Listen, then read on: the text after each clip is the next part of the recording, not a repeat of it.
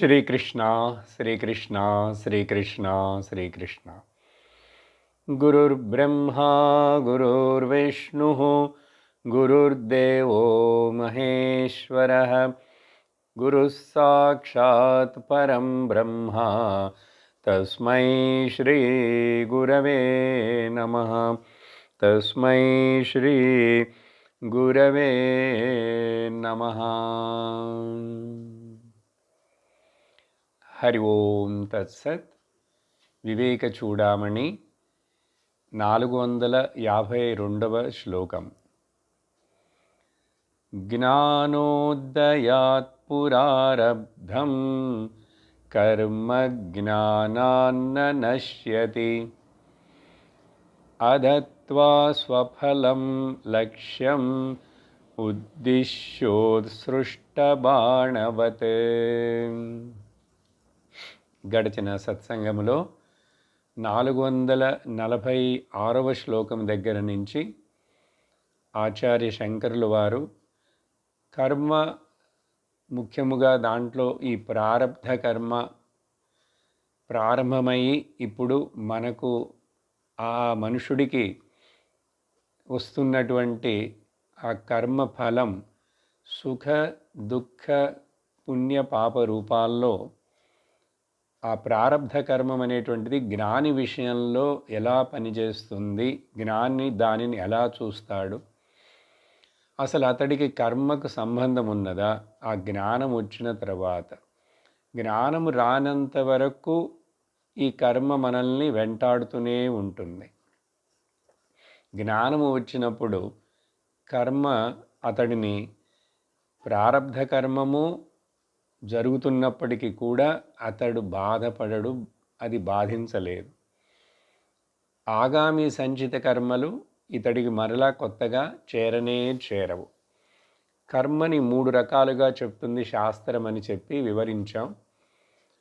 ఇప్పుడు ఈ జీవితంలో నాకు ఏర్పడినటువంటి ఈ శరీరము, ఈ చుట్టూ ఉన్నటువంటి పరిస్థితులు, సంబంధాలు, ఇవన్నీ కూడా ఇంతకుముందు చేసిన కర్మల యొక్క ఫలితం రిలీజ్ అయి నాకు ఇప్పుడు రెడీ అయి ఆల్రెడీ డెలివరీ అయిపోయింది, డిస్పాచ్ చేయబడింది.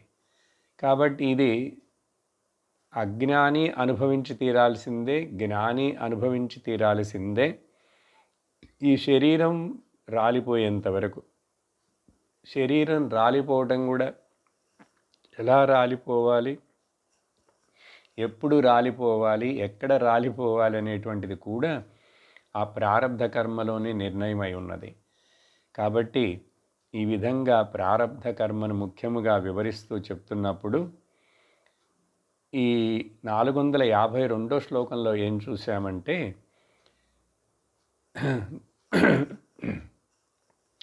జ్ఞానం రావటానికి ముందు ఆల్రెడీ ప్రారబ్ధం డిస్పాచ్ అయి రిలీజ్ అయి మనకు వస్తున్నది కదా, వచ్చేసింది.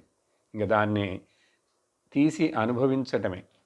పార్సిల్ ఓపెన్ చేసి దాంట్లో ఉన్న ఏ వస్తువైనా సరే అది మంచిదా చెడుదా, సుఖమా దుఃఖమా అనుభవించటమే. కాబట్టి జ్ఞానము రావటానికి ముందు ఆరంభమైనటువంటి ఈ ప్రారబ్ధ కర్మ జ్ఞానము వచ్చినందు చేత, జ్ఞానము వచ్చిన తరువాత అది అలా నశించిపోదు. అది దాని యొక్క ఫలముని ఇవ్వకుండా అది తీరిపోదు. ఎట్లాగైతే ఒక విల్లు నుంచి, బాణము నుంచి వదిలిన ఆ బాణము అది దాని యొక్క గమ్యమును చేరకుండా మధ్యలో ఆగదు కదా. ఉదాహరణ ఇట్లా ఇస్తే మనం అంటాం, ఎవరో వచ్చి పట్టుకున్నాడు, మరొక బాణం వచ్చి దాన్ని తాకింది, విరగ్గొట్టేసిందని ఆ పురాణాలలో, కథల్లో, కార్టూన్లో చూసినట్లు అట్లా అనుకోకూడదు. సహజంగా నార్మల్గా చెట్టు మీద ఉన్నటువంటి పండిన పండు అక్కడ నుంచి ఆ తొడిమిలో నుంచి విడిపోతే ఇంకా విడిపోయింది అంతే, అది కిందకి వచ్చి నేల మీద పడిపోతుంది కదా. లేదు లేదు నేను ఈ మధ్యలో పట్టుకున్నాననే విషయం వేరు. సహజంగా అది నేలకు వచ్చి తగిలి ఆగిపోతుంది, కింద పడిపోతుంది. అట్లాగా ప్రారబ్ధం అనేటువంటిది కూడా వదిలిన బాణములాగా. కాబట్టి అది పోయి దాని గమ్యాన్ని చేరుకోనే అది కింద పడిపోతుంది, ముగిసిపోతుంది. దాని వేగం అంత తగ్గుతుంది. అలా ఆ తర్వాత ఇప్పుడు 453వ శ్లోకంలో ఏం చెప్తున్నారంటే, ఈ బాణము ఉదాహరణమునే తీసుకొని మరొక ఉదాహరణానికి దీన్ని చేరుస్తూ మనకు వివరిస్తున్నారు. వ్యాఘ్రబుద్ధ్యా వినిర్ముక్తః బాణ పశ్చాత్తు గోమతౌ న తిష్టతి చినత్యేవ లక్ష్యం వేగేన నిర్భరం. శంకరాచార్యులు వారు ఇచ్చినటువంటి ఈ ఉదాహరణ చెప్పడానికి ముందు నేను మరొక ఉదాహరణ ఇస్తాను మీకు. శాస్త్రం చదివేటప్పుడు విషయం మనకు బాగా అర్థం కావాలంటే ఉదాహరణల ద్వారానే దృష్టాంతములు అంటాం. దానిని మనం వినుట చేత గ్రహించుటకు సులభముగా ఉంటుంది. కానీ ఉదాహరణాన్ని మరీ ఎక్స్టెండ్ చేసి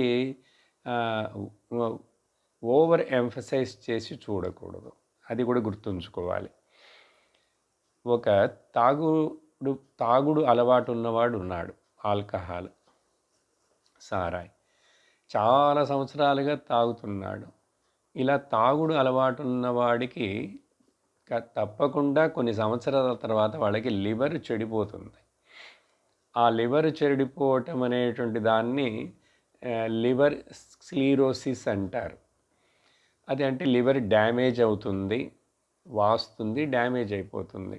లివర్లో కొంత భాగం పని చేయదు, ఒక్కొక్కసారి కొంత తీసేస్తారు కూడా. ఇప్పుడు ఆ తర్వాత ఈ తాగుడు అలవాటు ఉన్నవాడు తాగటం మానేశాడు. ఇప్పుడు తాగటం మానేసినందువలన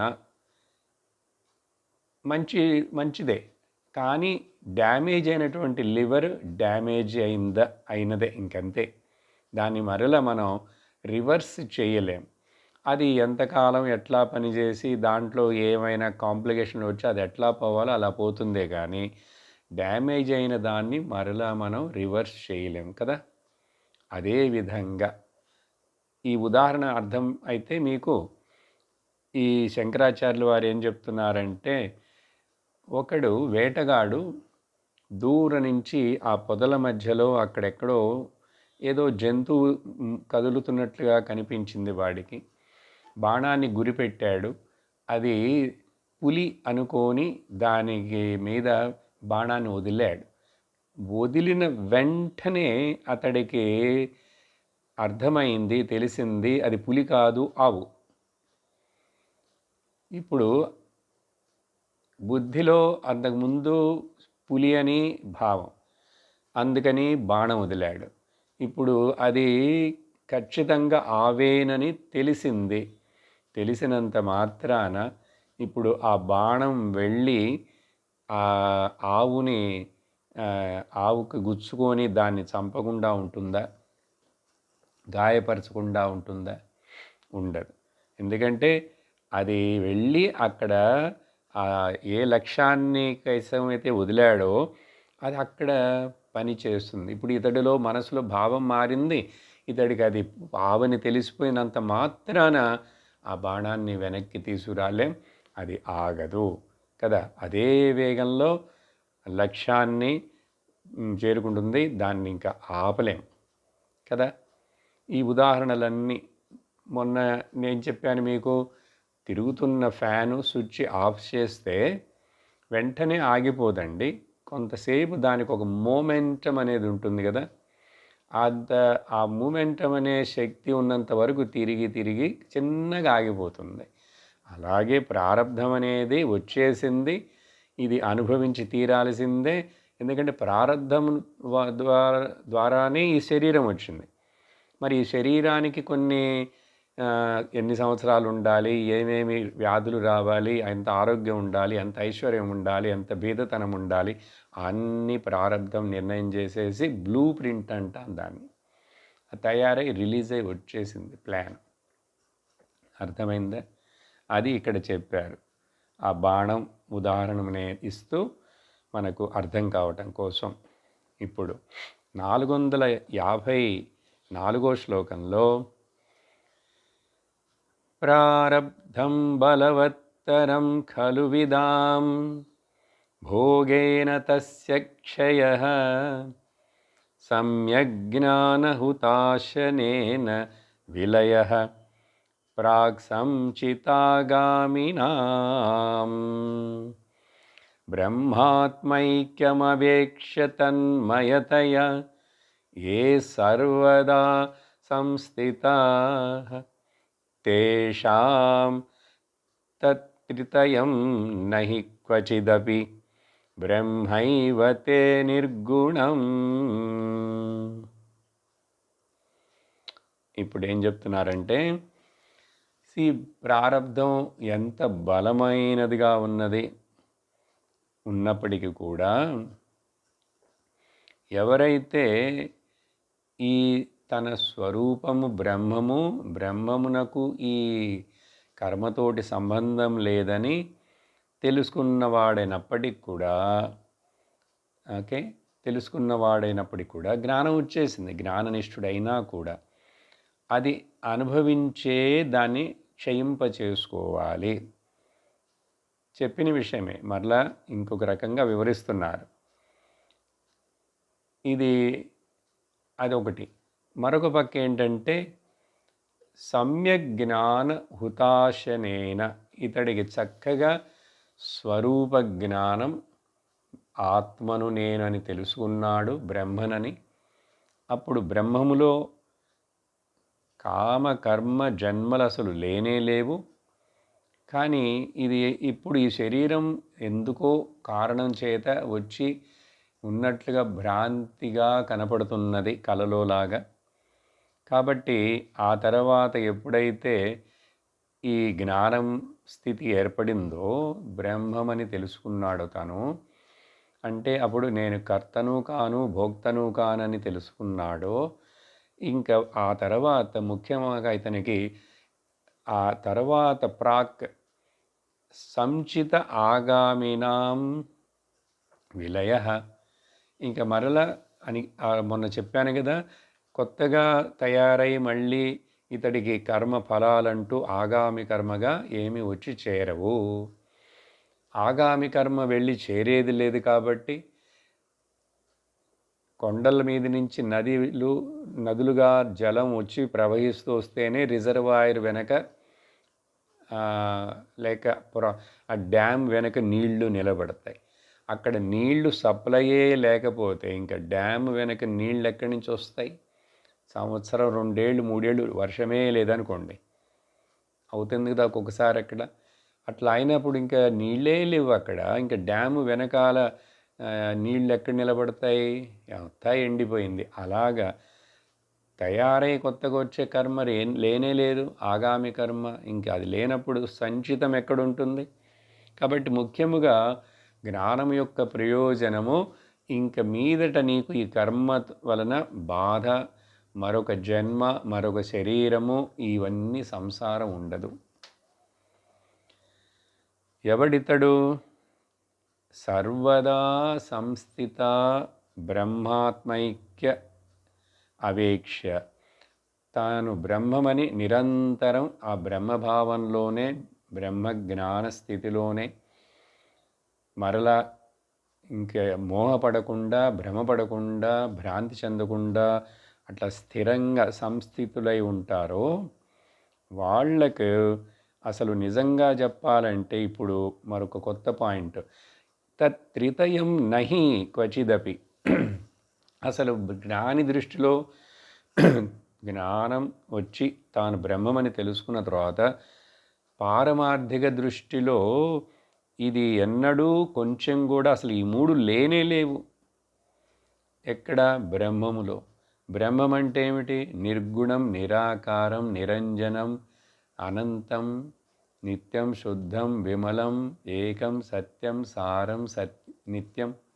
ఇది బ్రహ్మం. అది నేనే. నేను అదని తెలుసుకున్న తర్వాత బ్రహ్మమని తెలుసుకున్నప్పుడు నేను ఇంకా బ్రహ్మమునే అయిపోయి ఉన్నాను. ఇంకా ఇక్కడ మరొకటి అనేది ఏమీ లేదు. అసలు ఇక్కడ ఆ మూడిటికి ఇక్కడ సంబంధమే, ఆ ప్రసంగమే లేదు. చూసారా? ఈ జ్ఞానులకు తత్త్రితయం, ఆ మూడు ప్రారంధాన్ని కూడా కలిపేశారు. అంటే జ్ఞాని దృష్టిలో ఓ ప్రారంధం ఉంది నాకు కూడా, నేను కష్టపడాలా, నాకు కూడా శరీరానికి రోగం వస్తుంది, అసలు ఈ భావనలో ఉండడు. శరీరం ఉన్నది, కనపడుతున్నదే, లోకానికి కనపడుతున్నది. జ్ఞానికి కూడా ఆ శరీరం ఉన్నట్లుగా ప్రవర్తిస్తుంటాడు, నడుస్తుంటాడు, అతడు భుజిస్తాడు, నిద్రిస్తాడు, అన్నీ చేస్తున్నప్పటికీ కూడా జ్ఞానం ఏం చేస్తున్నది? అతనికి శరీర ఉపాధి నుంచి విడిపడి తానుగానే సాక్షిగానే ఒడ్డు నుండి చూస్తున్న ఒక విట్నెసర్, సాక్షిలాగా ఉండుట చేత ప్రారంధమా. అందుకని ముఖ్యత్వం ఇచ్చామంటే మనస్సులో ఇవన్నీ ఉంటాయండి. మనస్సులో ఈ నాకు ప్రారంధం ఉన్నది, నాకు శరీరం ఉన్నది, నాకు కర్మ ఉన్నదని నువ్వు అనుకోవటం మానేశావంటే మనస్సు సన్నగిల్లి పడిపోతుంది, ఈ వాసనలు నశించిపోతాయి, బలహీనమవుతాయి. అప్పుడు కర్మ ఎఫెక్ట్ కూడా ఏముండదు. అసలు అదంతా ఒక ఎండమావి నీళ్లు లాగానే అని చెప్పి ఇప్పుడు ఉపనిషత్తుల్లో ఏం చెప్తుందంటే, ఈ బ్రహ్మమును తెలుసుకున్నాడు. బ్రహ్మవిత్ బ్రహ్మయేవ భవతి. అతడు బ్రహ్మమే అయినాడు. ఇంకెప్పుడు బ్రహ్మం అవ్వటం అంటే అసలు ఇంతకుముందు అజ్ఞానము చేత ఏదో అనుకుంటున్నాను, శరీరము జీవుడను అని. ఇప్పుడు జ్ఞానం వచ్చినప్పుడు అయ్యో అనవసరంగా ఇన్ని సంవత్సరాలుగా, ఇన్ని జన్మలుగా శరీరం అనుకొని కర్మ కామంతో జన్మలెత్తుతూ, ఇప్పుడు నేను ఎప్పుడూ బ్రహ్మమునే కదా. అందుకని బ్రహ్మవిత్, బ్రహ్మమును తెలుసుకున్నవాడు బ్రహ్మమే అయిపోతాడు. ఎందుకంటే అతడు ఎప్పుడూ బ్రహ్మమే. ఈ ఉదాహరణ ఇంతకుముందు చెప్తూ వచ్చాం. ఇప్పుడు క్లిప్పు ఇది అని తెలుసుకున్నవాడు, నేను ఈ క్లిప్పును అవ్వను కదా. ఇది మట్టి కుండ అని తెలుసుకున్న నేను ఈ మట్టి కుండ అవ్వను. కుక్కను చూసి అది కుక్క అని తెలుసుకుంటే నేను కుక్కను అవ్వను, థ్యాంక్ గాడ్ కదా. కానీ ఇక్కడ బ్రహ్మ విషయంలో నేను బ్రహ్మమని తెలుసుకోవాలి, బుద్ధిలో తెలుసుకోవాలి. తెలుసుకున్న తర్వాత ఆ బ్రహ్మమునే నేను అయిపోతాను. మరి ఏ విషయం లోక ఆబ్జెక్ట్లో అది ఏది నేను అనుకున్నాను అది నేను అవ్వట్లేదు, అది నేను అవ్వను. కానీ బ్రహ్మ విషయంలో నేను బ్రహ్మమునే కాబట్టి నేను బ్రహ్మమని తెలుసుకునుట చేత బ్రహ్మమునే అయి ఉంటున్నాను. ఇప్పుడు కొత్తగా అవ్వలేదు, ఉన్నదే గ్రహించాను, డిస్కవర్ చేశాను అంతే. కవర్ని డిస్ప్లేస్ చేశాను. ఇది ఇప్పుడు ఇక్కడ ఉన్నది క్లిప్ ఆల్రెడీ, ఇప్పుడు చెయ్యి పెట్టి మూసేసి కవర్ అయి ఉన్నది. ఇప్పుడు నేను క్లిప్పుని సృష్టించాలా ఏంటి? క్లిప్ ఆల్రెడీ ఉన్నది, డిస్కవర్ చేశాను అంటే దాన్ని ఏదైతే మరిచి కనిపించకుండా చేస్తున్నదో ఆ చేతిని తీసేస్తే క్లిప్ అక్కడ ఉన్నది. అలాగే ఎంతకాలము మనస్సు యొక్క భ్రాంతి చేత, ఆవరణము విక్షేపముల చేత నేను ఎవరిని తెలుసుకోకుండా మర్చిపోయి ఉన్నాను. ఇప్పుడు నన్ను నేను తెలుసుకున్నాను. ఆ తర్వాత 455వ శ్లోకంలో ఉపాదితాదాత్మ్య విహీన కేవల బ్రహ్మాత్మనైవాత్మని తిష్టతో మునేః ప్రారబ్ధ సద్భావ కథానయుక్త స్వప్నార్థ సంబంధ కథేవ జాగ్రత్తః. ఇప్పుడు రాబోయే కొన్ని శ్లోకాలలో కొంచెం లోతుగా మనకు వివరించి చెప్తున్నారు. ఇప్పుడు ఏమన్నారు ఈ ముందు శ్లోకంలో? జ్ఞానికి అసలు ఈ మూడు ఉండనే ఉండవన్నాడు. త్రితనయం నా భవతి. ఇప్పుడు దాన్ని ఇంకొంచెం గట్టిగా నిరూపణగా చేస్తూ చెప్తూ కళను ఉదాహరణం తీసుకొని స్వప్న ఉదాహరణం దాంతో వివరిస్తున్నారు. ఈ స్వప్న ఉదాహరణం 2-3 శ్లోకాలలో కంటిన్యూ అవుతుంది. అప్పుడు గుర్తించాలి, చెప్పాను ఇంతకుముందు, స్వప్నమును గురించి విచారణ చేస్తూ మనం చాలా వేదాంత విషయం, బ్రహ్మజ్ఞాన విషయాన్ని అర్థం చేసుకోవాల్సి ఉన్నది. అదేవిధంగా నిద్రను గురించి కూడా. కానీ సహజంగా మనం లౌకికులమైన, వ్యావహారికులమైన మనం ఏం చేస్తున్నాం, ఆ కళను గురించి కానీ నిద్రను గురించి కానీ మనం పట్టించుకోం, అంటే విచారణ చెయ్యం.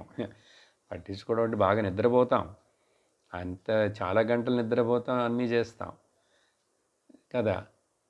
కళల గురించి కొంచెం మళ్ళీ మెమరీలో జ్ఞాపకం వస్తాయి, అవి తలుచుకుంటాం. కానీ అసలు ఏమిటి కళ అంటే ఏమిటి, ఎవరికి వస్తున్నది, ఎక్కడొస్తున్నది, ఎందుకు వస్తున్నది, ఆ తర్వాత ఏమైపోతున్నది. నిద్ర, నిద్ర అంటే ఏమిటి, ఏమవుతున్నది నాకు అక్కడ, నేను ఉన్నానా, నేను ఎక్కడికి వెళుతున్నాను, నా మనసు ఎక్కడికి వెళ్ళిపోయింది, ప్రపంచం ఎక్కడికి వెళ్ళిపోయింది, ఏమీ లేని ఆ స్థితి ఏమిటదే అని విచారణ శాస్త్రం చెప్పిన రీతిలో చేయాలి. అర్థమైందా? సరే, ఈ శ్లోకంలో ఏం చెప్తున్నారంటే, ఉపాధులతోటే అసలు తాదాత్మ్యం లేనటువంటి ఈ జ్ఞానుడు, ఓకే, విదః విహీన, ఉపాధితోటి తాదాత్మ్యమే లేనిటువంటి ఇతడు తనను తాను కేవల బ్రహ్మ ఆత్మని ఏవ ఆత్మని, తన మనస్సు బుద్ధి దాని యొక్క సోర్స్ అయిన బ్రహ్మమునందే, స్వరూపమునందే, నిజమైన నాయందు, నిజమైన నేను. ఎందుకంటే అబద్ధమైన నేను కూడా ఒకటి బయట ఇగో అహంకారం ప్రకటన అవుతున్నది కదా, అందుకని నిజమైనదని చెప్పాలి. నకిలీ అసిలి అంటారే. ఈ ముని అంటే సాధన చేశాడు, శ్రవణ మననాలు చేశాడు, చక్కగా అర్థం చేసుకున్నాడు, ఆ జ్ఞాననిష్టలో ఉన్నాడు ఇప్పుడు. అటువంటి ముని, ఇతడు తన యందే, తన స్వరూపమునందే నిలుచునుండుట చేత, స్వరూప భావనలే ఉండుట చేత, ఇటువంటి వాడికి ఇంకా ప్రారబ్ధ సద్భావ కథ, ప్రారబ్ధం అనేది ఒకటి ఉన్నది, అది నిజము అనేటువంటి ఈ కథ ఉంది చూసారా, ఈ కథ అంటున్నారు. కథ ఇది అసలు దీని గురించి చెప్పటమో, మాట్లాడటమో, ప్రస్తావించటమో యుక్తమైన విషయం కాదు జ్ఞాని విషయంలో. అందుకని జ్ఞాని కూడా లౌకికులతో, కొంతమంది విద్యార్థులతో, శిష్యులతో, భక్తులతో కలిసినప్పుడు కూడా తన గురించి, తన శరీరంకి వచ్చే బాధలు, వీటి గురించి మాట్లాడడు, చెప్పడు. ఇతరులు చెప్పే వింటాడు వాళ్ళవి. అందువలన మనం కూడా ఆ జ్ఞానులైనటువంటి గురువులను కలిసినప్పుడు వాళ్ళని ఎట్లాగున్నారు, మీకు ఒళ్ళు బాగుందా అని అడగకూడదు. అది కొంచెం తప్పైన విషయం. ఆయనే ఉపాధులన్నీ వదిలేసి నేను దేహం కాదని ఆయన జ్ఞాననిష్టలో ఉంటే, ఆయనకు వెళ్ళి మనం శరీరాన్ని గుర్తు చేసి మీ శరీరానికి బాగుందా, ఒళ్ళు బాగుందా అని ప్రశ్నించకూడదు. ఆయనకు ఒకవేళ ఏదైనా చిన్న చిన్న కష్టాలు, బాధలు, రోగంతో బాధపడుతూ కనపడుతున్నప్పటికీ కూడా, అదేంటండి మరి అంత కన్సర్న్ లేకుండా ఉంటామా, మా గురువుగారు కదంటే, గురువుగారే చూశావు తెలుస్తున్నదిగా, సేవ చెయ్యే కానీ, అందుకే దాన్ని ఆయనకి గుర్తు చేసినట్లుగా నువ్వు మళ్ళీ శరీరాన్ని ఇది ఎట్లా ఉంది, అది ఎట్లా ఉందని. ఈ శరీరమే ఒక వ్యాధి అయినప్పుడు, శరీరం ఉన్నంత వరకు వ్యాధి ఉన్నట్లే అందరికీ. కాబట్టి ఇంకా మళ్ళీ ఆ వ్యాధికి, శరీరానికి ఒక వ్యాధి వస్తే ఏం చెప్పాలి, రమణ మహర్షుల వారు చెప్పినట్లు, ఓ వ్యాధికి వ్యాధి వచ్చిందోయ్ అని చెప్పాలి. ఇంకేంటి మరి, ఇప్పుడు వ్యాధి లేనివాడెవడు? శరీరం అనేది నువ్వు అనుకుంటూ నీతో ఒకటి కనపడుతున్న నీడలాగా నువ్వు బ్రహ్మంవే. ఇదే ఒక వ్యాధి. జ్ఞానం చేత ఈ వ్యాధిని నయం చేసుకోవాలే కానీ, అంటే ఇది లేదని అర్థం చేసుకోవాలే కానీ దీనికి ఇంక మరొక పరిష్కారం ఏమీ లేదు. కాబట్టి ఇట్లా ఆ స్థితిలో ఉన్నతోడికి ఈ ప్రారంధం అనే దాని యొక్క కథ ఎక్కడుంది? మరి ఎందుకండి మీరు 446వ శ్లోకంలో నుంచి ఇలా మాకు వివరిస్తున్నారు శంకరాచార్యులు వారు మీరు అంటే, ప్రారంధం అనేది ఒకటి ఉంది, అది సత్యము, అది జ్ఞానికి కూడా పనిచేస్తుంది, జ్ఞానికి కూడా వ్యాధి జర మరణాలు వస్తాయి అని చెప్పి దాన్ని ఏదో నిరూపణం చేయటానికి కాదు అని ఇప్పుడు రాబోయే కొన్ని శ్లోకాల్లో చెప్పే విషయం. అర్థమైందా? ఇది నీకు అర్థం కావటం కోసం మొదట ఒక కథలాగా పిల్లవాడికి అన్నం తినిపించాలంటే తల్లి చందమామ కథ, మరేదో కథ, కాకి కథ, నక్క కథ ఏవో చెప్తుంటుంది. ఆ కథల్లో సారాంశం లేదు, అర్థం లేదు. కొన్ని అర్థం లేని సారాంశం లేని కథలు చెప్తుంటే ఆ పిల్లవాడికి తెలియదు కదా. వాడు కొడుతూ మళ్ళీ నోరు తెరిచి అన్నం తింటుంటాడు. వాడిని అన్నం తినిపించటమే తల్లి యొక్క లక్ష్యం కానీ ఆ అర్థం లేని కథలు చెప్పి వాడికి ఏదో అర్థం చేయించాలని చెప్పి భావన కాదుగా. అలాగే శాస్త్రమాత గురువులు కూడా మనకి ఇవి చెప్తున్నారంటే ఇవి నిజమని చెప్పుటకు కాదు, నువ్వు ఆ స్థితిలో ఉండి వీడి నిజం అనుకుంటున్నావు కాబట్టి నీకు వాటి గురించి మొదట చెప్పి ఇవి లేవు, అసలు నిజంగా ఇవి సత్యము కాదని నిన్ను వాటిలో నుంచి బయటికి దాటించేందుకు మనకు సహకరిస్తాయి వాళ్ళ ఉపదేశాలు. కాబట్టి ఇది సమంజసం కాదు. ప్రారబ్ధం అనేది ఒకటి నిజంగా ఉన్నదని ఈ కథ ఎందుచేత, ఎట్లా? స్వప్నార్థ సంబంధ కథ ఏవ జాగ్రత్త. ఇప్పుడు కళలో ఉన్నప్పుడు ఒక ప్రపంచాన్ని చూస్తున్నాం. జ్ఞాని చూస్తాడు, జ్ఞానికి కూడా కళ వస్తుంది, అజ్ఞానులైన అందరికీ కళ వస్తుంది. ఇప్పుడు కళలో చూసిన దానికి ఆ కథ అంటే అక్కడ ఏదైనా ఉండొచ్చు, మంచి చెడు, పుణ్యం పాపం, లాభం నష్టం, అక్కడ కూడా రాగం ద్వేషం ఏదో ఒకటి జరుగుతున్నది అక్కడ ఉన్నట్లుగా. అది కానీ మెలుకు వచ్చిన తర్వాత దానికి ఏమైనా సత్యత్వం ఉందా, దాంతో ఏమైనా సంబంధం ఉందా? సో స్వప్నార్థ సంబంధ కదేవ జాగ్రత్త. ఇప్పుడు మెలుకు ఉన్నప్పుడే కదా ఈ ప్రారబ్ధం, ఈ దేహం కనపడుతున్నది. కానీ కలలోదంతా అబద్ధమైపోయింది, అది నిజం కాదు. ఇప్పుడు జాగ్రత్త మెలుకులో ఉండి ఇప్పుడు జ్ఞానానికి మేలుకున్నాడు చూశారా ఇతడు. అప్పుడు ఇతడికి ఏంటంటే ఆ స్వప్నంలో చూసినది ఎట్లా అయితే మెలుకున్న తర్వాత నిజం కాదని తెలుసుకున్నాడో, ఇప్పుడు మెలుకులో ఉండి జ్ఞానబోధం ఏర్పడుట చేత బ్రహ్మాత్మైక్య బోధము ఇతడికి అది నిజమే కాదు, అసలు లేనే లేదు, కల్పితం మాత్రమే అని చెప్తారు తర్వాత ఒక శ్లోకంలో. ఇది కేవలం ఊహ మాత్రమే, భావించుట మాత్రమే, లేనిది.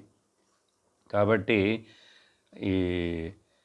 ఈ సంసారం అనేది ఉందని ఒప్పుకుంటే కదా దేహం అనేది ఉండేదని ఒప్పుకుంటాడు.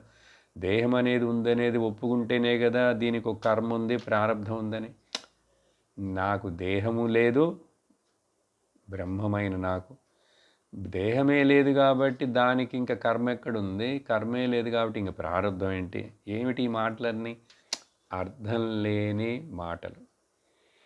ఎలా చెప్పాం ఇంతకుముందు, సూర్యుడికి చీకటి అంటే ఏమైనా తెలుసా అసలు? ఆ పదమే ఆయన డిక్షనరీలో ఉంటుందా? సూర్యుడు ఎప్పుడూ ప్రకాశిస్తూనే ఉన్నాడండి. ఎప్పుడూ ప్రకాశిస్తున్న ఆ సూర్యుడి దగ్గరికి పోయి చీకటి గురించి మాట్లాడితే ఏమి అర్థం ఉంది? ఆయన అసలు దాన్ని లెక్కించడు. ఆయన దృష్టిలో, ఆయన డిక్షనరీలో చీకటి, డార్క్నెస్ అనే పదమే లేదు. అదేవిధంగా జ్ఞాని విషయంలో ప్రారబ్ధము లేదు. చూసారా? లేదు. కానీ మొదట ఏం చెప్తూ వస్తున్నాం? అజ్ఞానిలాగా జ్ఞాని కూడా ప్రారబ్ధాన్ని అనుభవించి తీరాల్సిందే అని చెప్పాం. నీకు మొదట అర్థం చేయటాని కోసం. కానీ ఇప్పుడు ఏం చెప్తున్నాం? ఏమి లేదది. ఇంకప్పుడు అది ఉన్నది అని మళ్ళీ ఒప్పుకుంటే ఇప్పుడు దానికొచ్చే పాటలు, దానికొచ్చే కష్ట నష్టాలన్నిటిని చూస్తూ ఇతడు దాని గురించి బాధపడుతూ తలుచుకుంటూ నా అందరికీ చెప్పుకుంటుంటాడా ఏంటి జ్ఞాని కూడా? చెప్పాడు. సరే, ఈ తర్వాత 456 శ్లోకంలో ఇదే విషయాన్ని కొంచెం మరల ఆ కళ విషయాన్ని ఎక్స్టెండ్ చేసి ఇంకొంచెం ఎక్కువగా వివరించి చెప్తున్నారు. నహి ప్రబుద్ధ ప్రతిభాసదేహే దేహోపయోగిన్యాపి చ ప్రపంచే కరోత్యహంతాం మమతామిదాంతాం కింతు స్వయం తిష్టతి జాగరేణ.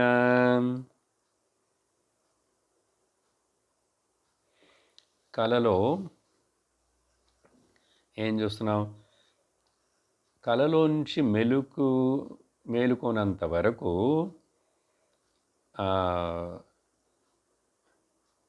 మెలకు రానంత వరకు మేలుకోని వాడికి ప్రబుద్ధ నహి ప్రతిభాస దేహే, ఈ మేలుకోనటువంటి వాడికి దీంట్లోంచి నిద్రలో నుంచి అంటే కలగంటున్న వాడికి ప్రతిభాస అంటే ప్రాతిభాసికం అంటామండి.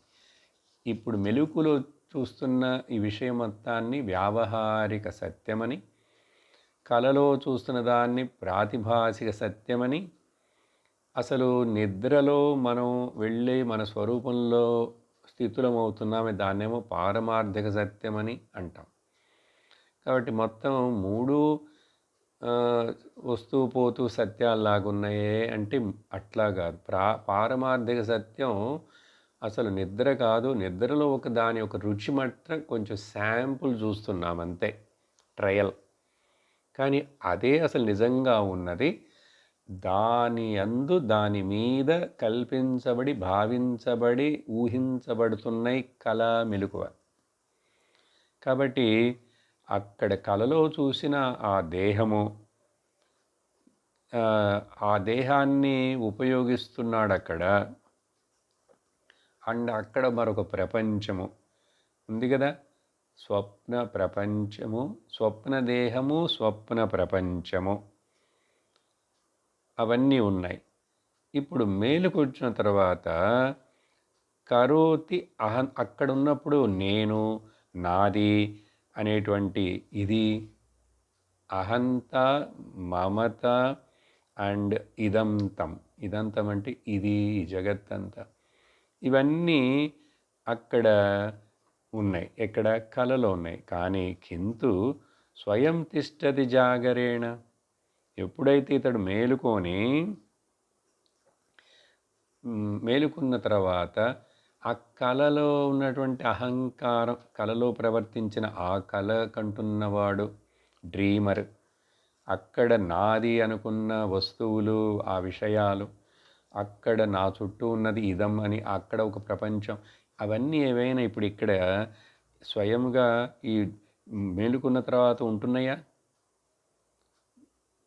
మేలుకున్న తర్వాత ఉండటమే లేదు. చూసారా?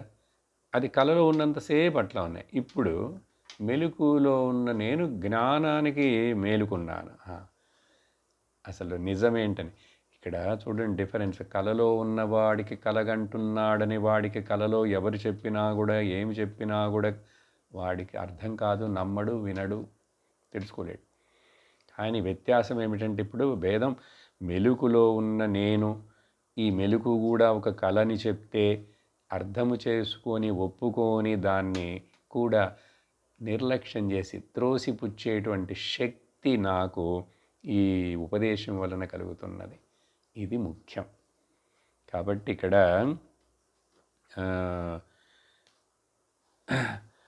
ఆ డ్రీమ్ ఆబ్జెక్ట్లు కానీ, డ్రీమ్ పర్సనాలిటీ కానీ, డ్రీమ్ వరల్డ్ కానీ ఏమీ కూడా అక్కడ ఇంకిక్కడ ఉండవు. ఇప్పుడు మేలుకున్న తర్వాత తానుగానే ఉంటాడు, వాటన్నిటిని వదిలేశాడు. కాబట్టి ఇక్కడ కూడా ఇప్పుడు నాకు అహంత, మమత, నాది ఈ దేహమనో, తర్వాత ఈ దేహమే నాది కానప్పుడు దీనికి చెందినవాడు నాకెట్లా అవుతారు? మమత అది కానీ. చుట్టూ ఉన్న ప్రపంచం ఏంటి? అది కూడా ఒక కళలో క్రియేట్ చేయబడిన ఆబ్జెక్ట్ లాంటిదని తెలుసుకున్న వాడికి ఇంకా ఈ ప్రారంధం ఏంటి, ఇవేంటి దేహాలు.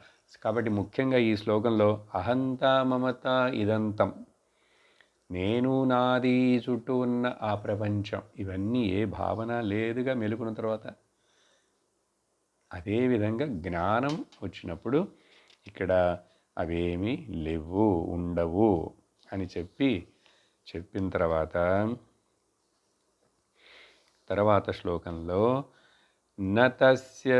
నతస్య మిథ్యార్థ సమర్థనేచ్ఛ న సంగ్రహస్తజ్జగతోపి దృష్టః తత్రానువృత్తిర్యది చేన్మృషార్థే న నిద్రయా ముక్త ఇతిష్యతే ధ్రువం. ఎవరైనా ఒకడు సపోజు ఆ మిథ్యార్థ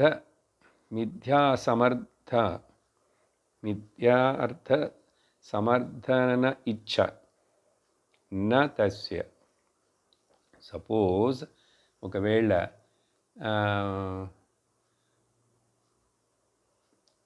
ఆ కళలో ఉన్నవన్నీ, నేను చూసినవన్నీ అవి నిజం కాదని చెప్పటం ఒప్పుకోవట్లేదు అనుకోండి. ఇప్పుడు వీడు మేలుకున్న తర్వాత ఆర్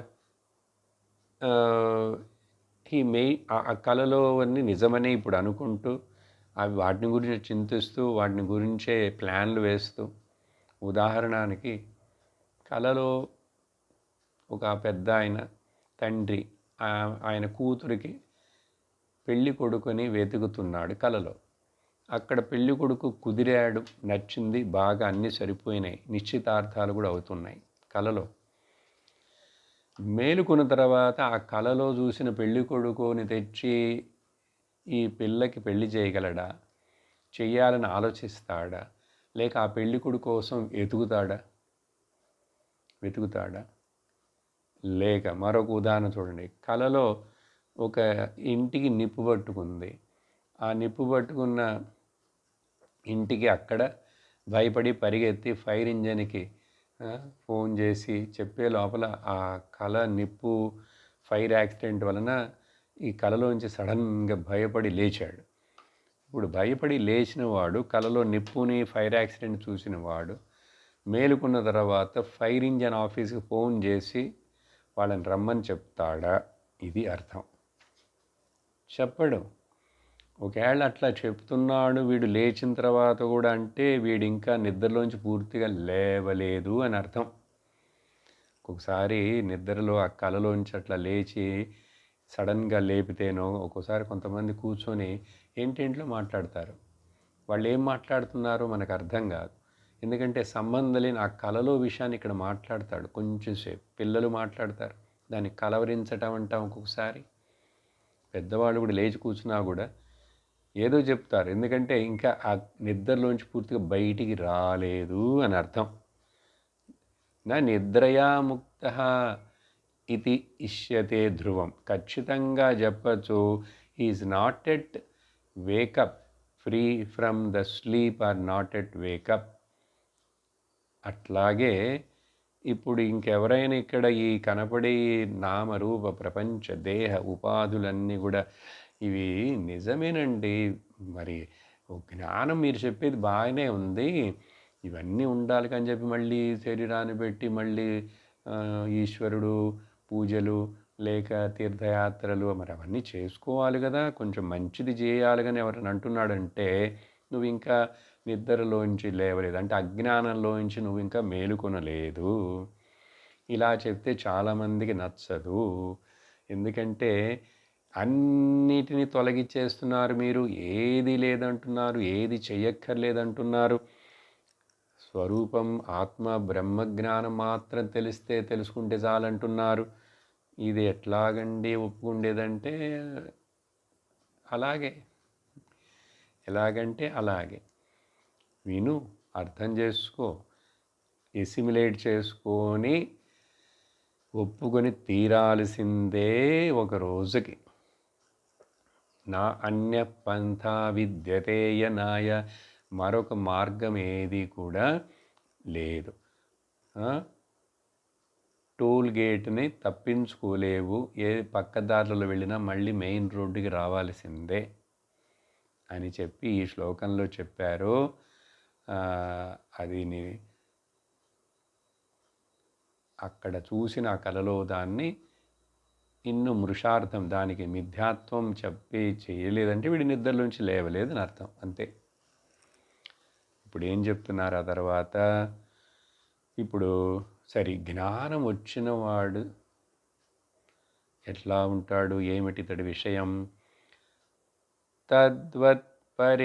తద్వత్పరే బ్రహ్మణి వర్తమానః సదాత్మనా తిష్టతి నాన్యదీక్షతే, స్మృతిర్యథా స్వప్న విలోకితార్థే తథా విదః ప్రాశనమోచనాదౌ. పైన ఎగ్జాంపుల్లో ఇట్లా ఉంటాడు, నిద్రలో మేలుకోని వాడు, వాటికి ఇంకా ముఖ్యత్వం ఇస్తాడని చెప్పాం. ఇప్పుడు అదేవిధంగా దానికి ఆపోజిట్గా చూస్తే ఇతడు బ్రహ్మజ్ఞాని ఎలా ఉంటాడు? అదేవిధంగా అంటే అక్కడ అట్లా, కానీ ఇక్కడ ఇతడు దానికి ఆపోజిట్గా ఏం చేస్తాడు? ఈ పరబ్రహ్మమైనటువంటి బ్రహ్మ ఆత్మ తన స్వరూపంలో ప్రవర్తిస్తూ గుర్తించి ఉన్నటువంటి వాడు ఎప్పుడైతే ఆ సర్వం బ్రహ్మమయమని, మొత్తం బ్రహ్మమని తప్ప మరొకటి ఇతడు భేదాన్ని చూడట్లేదు, నామరూపాలకు ముఖ్యత్వం ఇవ్వట్లేదు, నామరూపాలన్నీ జస్ట్ ఇమాజిన్డ్ అండ్ క్రియేటెడ్, కానీ నిజంగా ఉన్నది బ్రహ్మం ఒక్కటే. అప్పుడు సదా ఆత్మని తిష్టతి నా అన్యదీక్షతి.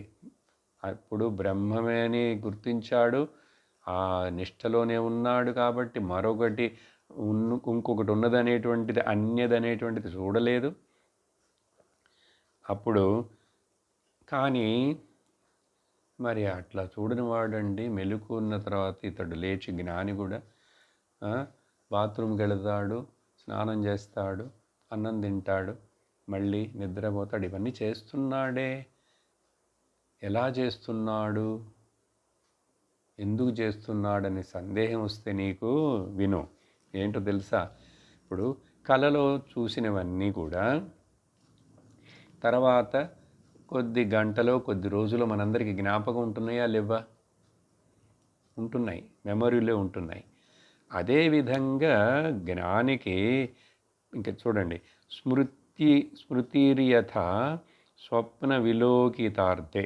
స్వప్నంలో చూసిన విషయాలన్నీ ఎట్లా అయితే స్మృతిలో, మెమరీలో ఉంటే, మరలా కళని కూడా ఇతరులకు చెప్తాం, నాకు ఇట్లాంటి కళ వచ్చింది, కళలో నేను ఇది చూశానని చెప్తాం, ఎందుకంటే జ్ఞాపకంలోకి వెళ్ళింది. అది మనసు అది చూసింది, భావించింది కనుక అది మెమరీలోకి వెళ్ళింది. అదేవిధంగా ఈ జ్ఞాని కూడా లేచి ఇతడు మరి ఇవన్నీ చేస్తున్నాడు, దైనందిన కార్యక్రమాలు కరెక్ట్గా, ఎప్పుడైనా లేక బయటికి వెళ్ళి వచ్చాడంటే అతడు మళ్ళీ తన ఇంటికే వస్తాడు, ఇల్లు మర్చిపోతున్నాడా? లేక నిద్ర లేచిన తర్వాత బాత్రూమ్ ఎటుందని మర్చిపోతున్నాడా? అదేవిధంగా భోంచేస్తాడు, విసర్జన చేస్తాడు. అదేవిధంగా పైన ఎట్లాగైతే తథా కలలో ఎట్లాగైతే కలలోవన్నీ స్మృతిలోకి ఉంటుంటే, అదేవిధంగా ఈ జ్ఞానికి ఈ మెలకువలోకి వచ్చిన తర్వాత ఈ సాధారణమైన శరీర కార్యాలు, పనులన్నీ అట్లా చక్కగా సిస్టమేటికలీ తానంతట అదే అవి జరుగుతూ ఉంటాయి. ఎందుకంటే అవి జ్ఞాపకంలో ఉన్నట్లుగా, స్వప్నంలోనివి మెలకులో జ్ఞాపకం ఉన్నట్లుగా ఇతడు ఇప్పుడు జ్ఞానానికి మేలుకున్నా కూడా ఆ స్వప్నంలోవి జ్ఞాపకం ఉన్నట్లుగా శరీరం ఏదో చేస్తుంటాడు. ఆకలి అవుతుంది, ఆకలి అయినప్పుడు తింటాడు, చూశాడా? నిద్ర వస్తుంది, నిద్ర వచ్చినప్పుడు నిద్రపోతాడు. అలవాటు చొప్పున అట్లా అవన్నీ జరుగుతున్నాయి, చేస్తుంటాడు. అవి జ్ఞాపకం ఉన్నాయి కాబట్టి ఇది నా ఇల్లే, ఇటు ఈ రూమ్లోకి వెళ్ళాలి ఇది అని చెప్పి అట్లా చేస్తాడు. కాబట్టి దానిలో ఏమీ ఈ పెద్ద బాధింపు లేదు. తినుట విసర్జించడం మొదలైనవన్నీ కూడా డే టు డే యాక్ట్స్ అన్నీ అవి వాటంతట అవి జరుగుతుంటాయి. అందుచేత మాత్రం నువ్వు వాళ్ళని చూసి జ్ఞాని కూడా మనలాగానే ఉన్నాడే, ఆయన 3 పూట్ల తింటున్నాడు, ఆయన నిద్రపోతున్నాడు, ఆయన మాట్లాడుతున్నాడంటే మాట్లాడతాడు. అందుకని జ్ఞానిని అర్థం చేసుకోవటం చాలా కష్టం వాళ్ళని. అందుకని మనమేమి కామెంట్లు ఇచ్చి మనం ఎవరికి కూడా వాళ్ళకి మనం నేమ్ ప్లేట్ ఇవ్వక్కర్లేదు ఇతడు జ్ఞాన అని. అందుకని జ్ఞానిని అర్థం చేసుకోవాలంటే నేను జ్ఞానుడినై ఉంటేనే. గుర్తుందా? అందుకని ఏదో పై ఇవన్నీ చూసుకుంటూ మనం మన మనస్సుకి నచ్చినట్లుగా ఇష్టం వచ్చినట్లుగా ఏదో చెప్పి ఆయన ఇట్లా ఈయన అట్లా అని మాట్లాడనే కూడదు. ఎందుకంటే మనకు అంత పర్సెప్షన్, జ్ఞానిని చూసి అర్థం చేసుకునే అంత స్థితి మనం ఎదగనంత వరకు అనేక విపరీతమైన అండర్స్టాండింగ్లు ఉంటూనే ఉంటాయి. ఇప్పుడు 459లో కర్మణా నిర్మితో దేహః ప్రారబ్ధం తస్య కల్ప్యతాం నానాదేరాత్మనో యుక్తం నైవాత్మా కర్మ నిర్మితః. చూసారా? యుక్తం నైవాత్మన ఏమంటున్నారంటే ఇక్కడ ఈ శ్లోకంలో అసలు ఈ శరీరం అనేటువంటిది ఆ కర్మ, లా ఆఫ్ కర్మ అని, కర్మ చేత ఈ దేహము నిర్మితమైంది. అప్పుడు దానికి ప్రారబ్ధం దానికి ఉన్నదని అంటాం. ఇది కల్ప్యతాం, ఇది ఒక కల్పన మాత్రమే. ఓకే, శరీరము దానికి ప్రారబ్ధం అనేది కల్పించబడింది. దాన్ని వచ్చి ఎవరైతే ఇది ఒప్పుకుంటాడో అది శరీరానికి సంబంధించింది, శరీరం కర్మకు సంబంధించింది. కానీ అది వచ్చి నాకు నిజంగా గుణరహితుడైనటువంటి బ్రహ్మమనేటువంటి దీంట్లో నా అనాదేహి అంటే నాకు ఆది ఉన్నది, మధ్యం ఉన్నది, అంతం ఉన్నది. అంటే నేను పుట్టాను, నేను తర్వాత చనిపోతానని. బ్రహ్మమైన ఆత్మకు నాకు మరణం ఉందా? పుట్టుకుందా? పుట్టుకే లేనప్పుడు ఇంకా మరణం ఎక్కడ ఉంటుంది? అసలు పుట్టుకే లేని బ్రహ్మమైన నాకు మరి శరీరం ఎక్కడుంది? శరీరమే లేని నాకు కర్మ ఎక్కడున్నది? అసలు ప్రారంధం ఎక్కడున్నది? చూడండి, ఇప్పుడు చాలా డీప్గా థింక్ చేస్తున్నాం. కర్మని కంప్లీట్గా నువ్వు నెగేట్ చేయాలి. దేనినైనా ఒప్పుకున్నావు మనస్సులో అంటే నిన్ను పట్టుకుంటుంది. అందుకని అన్నిటినీ వదిలేసి అంటారు, గివ్ ఇట్ అప్. త్యాగే నైకే అమృతత్వమానసు. కాబట్టి కర్మణా నిర్మిత దేహ ప్రారబ్ధం తస్య కల్పితం, దానికి కల్పించబడింది, ఊహించబడింది, కల్పన. కాబట్టి అప్పుడు దానికి చెందిన దేహం పుట్టింది, ఇప్పుడు అది కొంచెం అనుభవించాలి, మళ్ళీ పోతుంది అని ఇట్లా ఆది అంతం మధ్యం అంతం అనేటువంటివి ఈ ఆత్మకు ఉన్నాయని చెప్పడం అది యుక్తము కాదు, నా యుక్తం. ఎందువలనంటే అది సమంజసం కాదు, సబబు కాదు. ఎందుకో తెలుసా?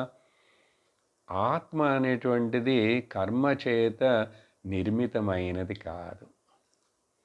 కర్మ చేత శరీరం నిర్మితమైంది. మరి అప్పుడు నేనే కదండి కర్మం చేశాను. నువ్వంటే ఎవరు? అహంకారి నువ్వు. నిజమైన నువ్వు అసలు ఏమి చెయ్యలేవు. ఆత్మ ఏమి చెయ్యదు, చెయ్యలేదు, దానికి ఏమి చేసేందుకు లేదు.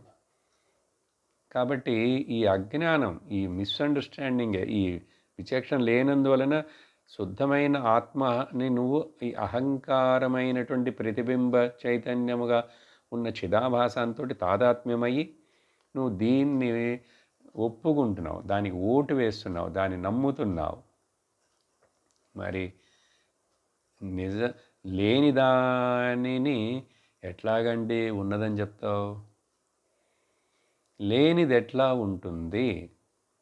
ఉన్నది ఎట్లా లేకుండా పోతుంది? లేని దానికి పుట్టని పిల్లవాడికి జాతకం రాస్తావా? అట్లా ఉంది. అసలు నాకు దేహమే లేదు, కర్మ లేదు, ఇంకా ప్రారంధం అనేది ఎక్కడుంది? చూసారా జ్ఞాని యొక్క స్థితి. అందువలన జ్ఞానంలో అన్నీ నెగెట్ అయిపోతాయి. ఇట్లా అన్నీ నెగెట్ అయిపోతే త్యాగం అయిపోతుంది, అన్నీ వదిలేసిపోతాయి అనే దానికి మనం సిద్ధం కాకపోతే, ఇంకా మనసు బలహీనంగా ఉంటే ఏదో పట్టుకుందాం, దేహాన్ని పట్టుకుంటాం, లేకపోతే లోకాన్ని పట్టుకుంటాం, లేకపోతే దేవుణ్ణి పట్టుకుంటాం. దేనినైనా నువ్వు ఆధారపడి పట్టుకున్నావంటే నువ్వు బంధించబడతావు. దేవుడి పేరుతో కూడా నువ్వు బంధించబడతావు. ఇది సత్యం, ఇది వేదాంతం యొక్క డిండిమ. కాబట్టి ఆత్మలో కర్మ లేనందువలన, కర్మ చేత నిర్మించబడినది కాదు కాబట్టి ఇక్కడ ఇవన్నీ చెప్పడం యుక్తమే కాదు. కర్మ వలన దేహం వచ్చింది, దేహం అందువలన దానికి ప్రారంధం ఎప్పుడు మొదలైంది, ఇది అంతమవుతుంది, ఇవన్నీ అసలు లేవు. ఇవన్నీ కాక్ అండ్ బుల్ స్టోరీస్, కాకమ్మ కథలు లాగా.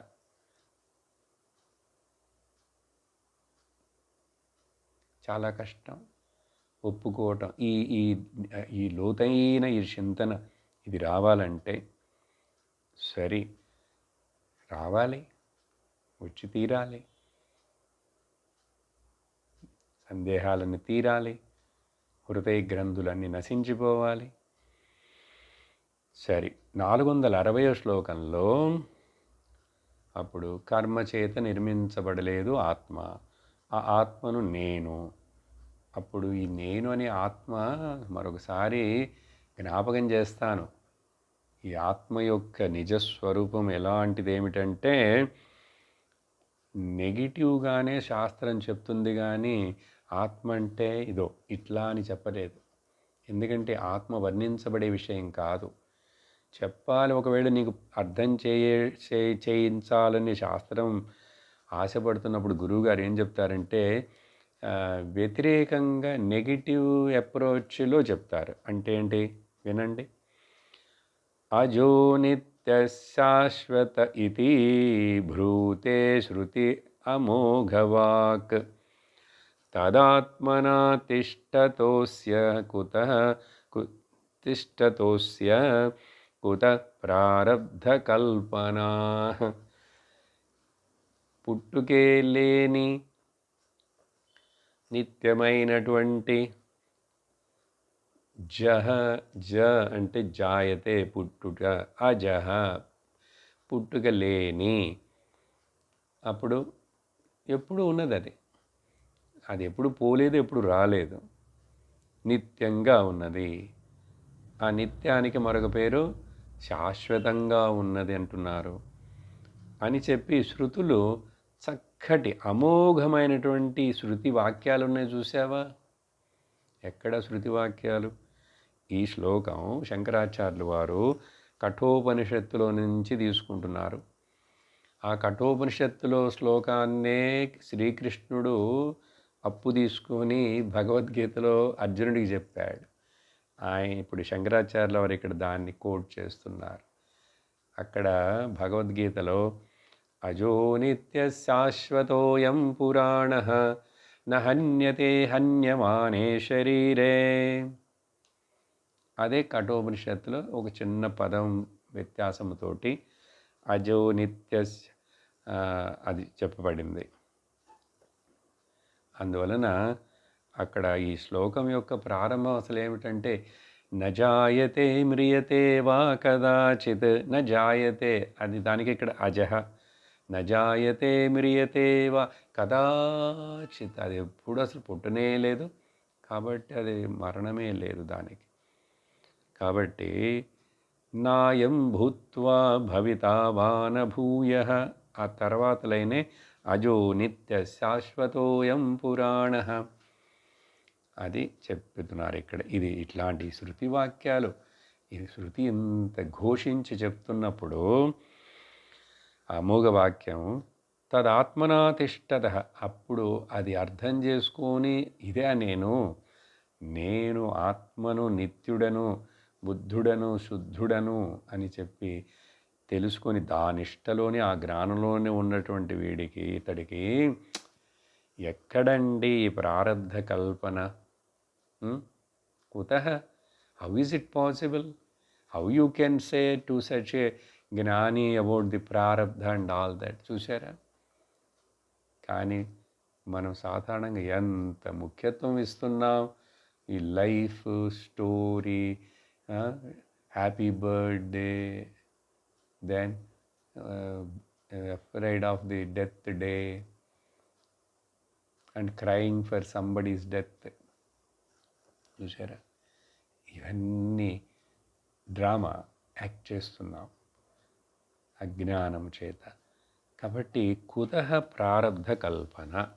ఎట్లా, how you can imagine and project a ప్రారబ్ధ ఇన్ జ్ఞానిస్ కేస్? ఇంపాసిబుల్ అని చెప్పి కల్పన అని 2 శ్లోకాల్లో చూడండి ఆ వార్త. It is only imagination, it is only projection. ఇది ఎట్లాగంటే చదివి చెప్తాను. 461 ప్రారబ్ధం సిద్ధ్యతి తదా యదా దేహాత్మనా స్థితిః దేహాత్మభావో నైవేష్టః ప్రారబ్ధం త్యజ్యదాత్మనః. చూడండి, క్లియర్ కట్, కరెక్ట్గా అర్థం చేసుకోవాలి. విను, ఈ ప్రారబ్ధం అనేటువంటిది ఎవరి విషయంలో ఇది చెల్లుతుంది?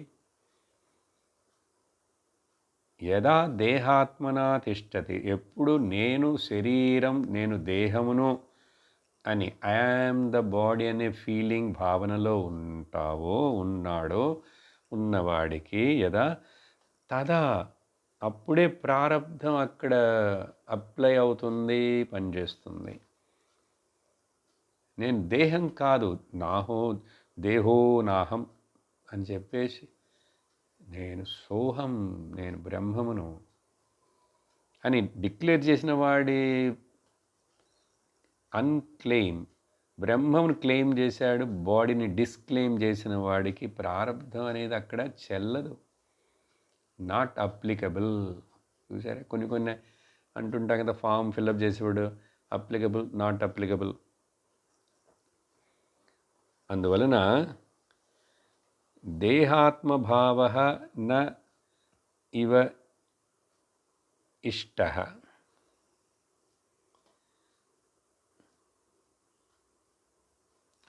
ఇక్కడ ఏంటంటే దేహాత్మభావః న ఏవ ఇష్టః.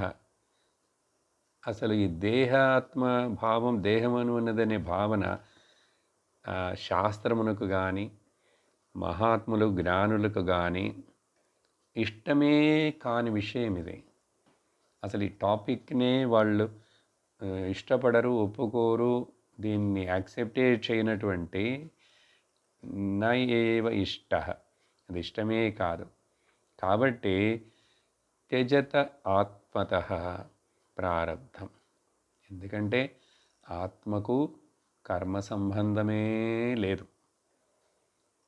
అందుకనే నేను దేహమును కాదు అని బాడీ ఐడెంటిఫికేషన్ని మొదట్లో వదిలేయటమే first step of the spiritual ladder.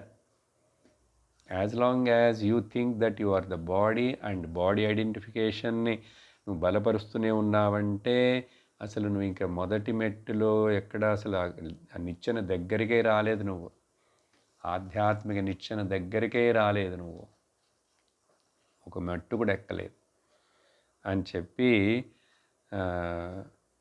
కాబట్టి ప్రారబ్ధం ప్లస్ ప్రపంచం, దేహం, కర్మ అన్నిటినీ రిజెక్ట్ చేస్తాడు జ్ఞాని. చేయాలి, టు బి రిజెక్టెడ్.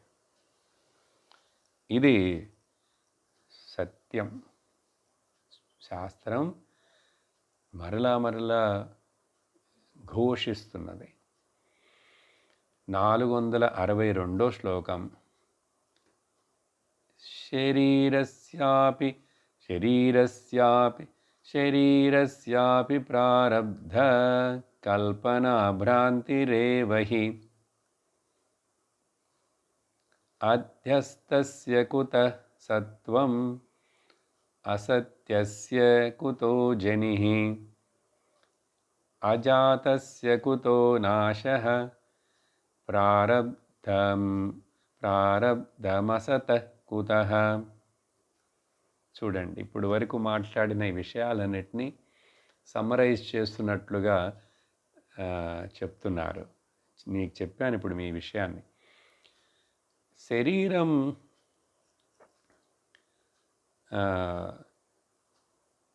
అసలు శరీరం ఉన్నదనటమే ఒక భ్రాంతి. శరీరస్య అపి,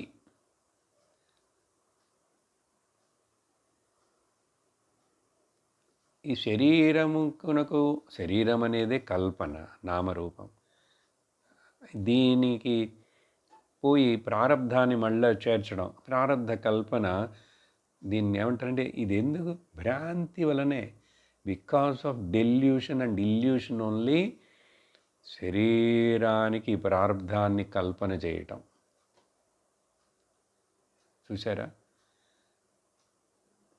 అది చెప్పి ఏమంటున్నారంటే అధ్యారోపం చేయబడినటువంటి దానికి ఎక్కడ సత్యత్వం ఉంది?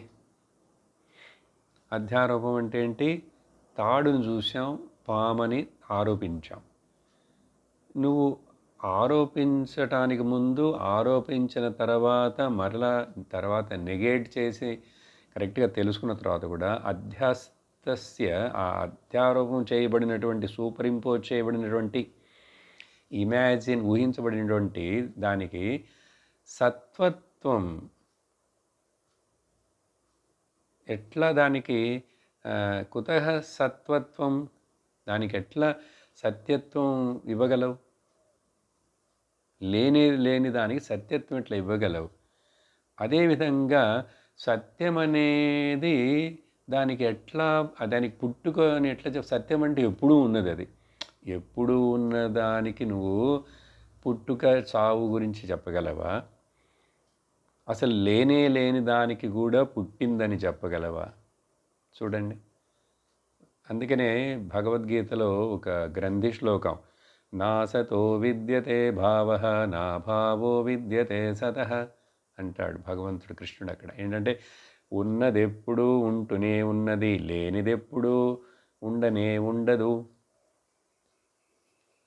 కాబట్టి ఇది కరెక్ట్గా ఎవరైతే తెలుసుకుంటాడో అతడు జ్ఞాని. అందువలన కుతః జనిః, ఎక్కడుంది పుట్టుక? సత్యానికి పుట్టింది, పుట్టుకున్నట్టేంటి? అట్లా అప్పుడు పుట్టుకే లేనప్పుడు అజాతస్య కుతః నాశః, దానికి ఇంకా నాశనం ఎక్కడుంది? చూసారా? సమ్మరైజ్ ముందు శ్లోకాల్లో చెప్పిందే. అందువలన అసలు పుట్టనే లేదు, కాబట్టి అది నశించదు, అది ఎప్పుడూ ఉంటూనే ఉన్నది. ఆత్మ, బ్రహ్మం, సత్యం. అప్పుడు దానికి పోయి అసతః, లేని దానికి ఈ ప్రారబ్ధం అనేది ఎక్కడి నుంచి అండి తీసుకొచ్చి అంటగడతావు? చూసారా? అన్నీ నెగెట్ అయిపోయినాయి. జన్మ, కామ కర్మ జన్మ అండ్ ప్రారబ్ధ కర్మ. అందుకని నువ్వు ఇవన్నీ కల్పించుకొని, ఊహించుకొని, దాన్ని భ్రాంతితోటి భ్రమపడి భయపడుతున్నావు. ఇదండి విషయం. భ్రాంతిపడి, భ్రమపడి భయపడుతున్నావు. సరే, ముగిద్దాం ఇక్కడ ఇప్పుడు. ఇంకా ఇవన్నీ నువ్వు ఇంపార్టెన్స్ ఇచ్చి దానికోసం మళ్ళీ ప్రాయశ్చిత కర్మలు, పరిహార కర్మలు, అక్కడ అట్లా చెప్పారు, ఇక్కడ ఇట్లా చెప్పారు, ఏం చెప్పారు? ఎవరు చెప్పేందుకేమీ లేదు, చెప్పేందుకేమీ లేదు. ఇక్కడ ఏది పుట్టలేదు, ఏది పోలేదు, ఏది పుట్టదు, ఏది పోదు. ఏది చెప్పేది లేదు, ఏది చెప్పకూడదని లేదు. అందుకని కిం వచనీయం, కిం అవచనీయం. అందుకని ఈ కంక్లూజన్స్ చూసామంటే మాండూక్య కారికలో గౌడపాదరుల వారు చివరిలో హయ్యెస్ట్ కంక్లూజన్స్గా కొన్ని చెప్తారు. అవి వాటి సారాంశం ఈ శ్లోకాల్లో ఉన్నది. కాబట్టి చూడండి, ఒక ప్రారంధం అనే విషయం కర్మ నుంచి ఎంత చెప్తూ వస్తున్నారో కదా. అందుకని మనం కూడా దానికి ముఖ్యత్వం ఇచ్చి ఆలోచిస్తూ భయపడుతూ ఇంకా దాని వెంటే పడకూడదు. దాని వెంటే పడితే ఇంకా మళ్ళీ జ్యోతిష్యులు వెంట పడతాం, జ్యోతిష్యులు వెంట పడితే మళ్ళీ వాస్తు వెంట పడతాం. ఇవన్నీ ఉన్నాయా అంటే నువ్వు ముఖ్యత్వం ఇస్తున్నంతసేపు, నీ మనస్సుకు నువ్వు ముఖ్యత్వం ఇస్తున్నంతసేపు ఉంటాయి. అవి లేవు అంటే లేవు. ఎప్పుడు నువ్వు మనస్సుని ముఖ్యత్వం ఇవ్వకుండా నువ్వు ఆత్మని ముఖ్యత్వం ఇచ్చి ఆత్మని తెలుసుకున్నావంటే లేవు. అంతే. వచ్చే క్లాసులో మరింత వివరంగా ఈ విషయాన్ని ఇంకా 2 శ్లోకాల్లో ముగిస్తారు. ఓం పూర్ణమదః పూర్ణమిదం పూర్ణాత్ పూర్ణముదచ్యతే పూర్ణస్య పూర్ణమాదాయ పూర్ణమేవావశిష్యతే. ఓం శాంతి శాంతి శాంతి. హరి ఓం శ్రీ గురుభ్యో నమః. హరి ఓం. హరి ఓం తత్సత్.